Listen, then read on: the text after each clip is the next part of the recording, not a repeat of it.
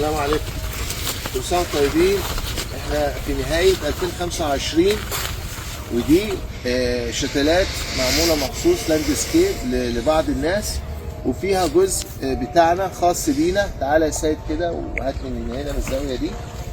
وفي جزء خاص بينا احنا عاملينه علشان الملش. دي مش شتلات بقى، ده شجر. المهم الشتلات سيبك مننا خالص. ده شجر. خلال شهر 12 لو انت قدرت تلحق تحجز. طبعا العدد ما بنقدرش نحدده بالظبط. احنا بنبيع دلوقتي ملش يعني من اول فبراير تستلم لغايه اول مارس. للاسف هو ميعاده كده. الملش ده صفاته كتيره جدا حلوه، مفيش فاقد حتى لو شحناها باي شركه شحن غير الخضريه. مفيش تقل، مفيش تكلفه، لان بناخد حته الجدر. انا بس بوريكم الشتلات عامله ازاي او الشجر عامل ازاي، عشان لما تيجي انت تاخد حته الجدر اللي يا دوبك قد الصباع، حته جدر قد الصباع، ما تقولش دي صغيره، لا دي شتله بايته، ودي جدر ملش او جدر بتاع شتله بايته قويه جدا. نسبه الانبات فيه 100%.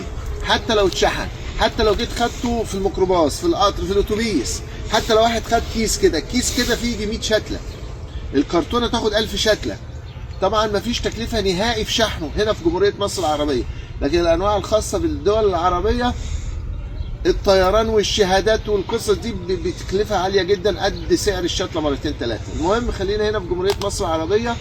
احنا كده مجهزين شتلات ملش للي عايز. طبعا خلصت، هنضطر نقول لك تاخد شتلات خضريه بعد عيد الفطر اللي هو في شهر 5 باذن الله. هيكون معرض زهور الربيع، وتيجوا تنورونا فيه تاخدوا الاعداد اللي عايز 50 100 200. ولو عدد كبير هيجي المشتل في بلبيس يستلم ان شاء الله. فاللي عايز ملش لازم يحجز قبل السنه ما تخلص ويعرفنا ويجهز. طول شهر يناير نبدا نقول له يجهز ازاي. التجهيز اهم من الشتله.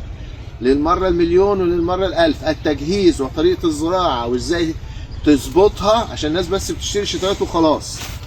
ففي شهر يناير نبدا نجهز الكلام ده، وتبقى انت جاهز في شهر 2 تستلم وتزرع على خير ان شاء الله. مع السلامه.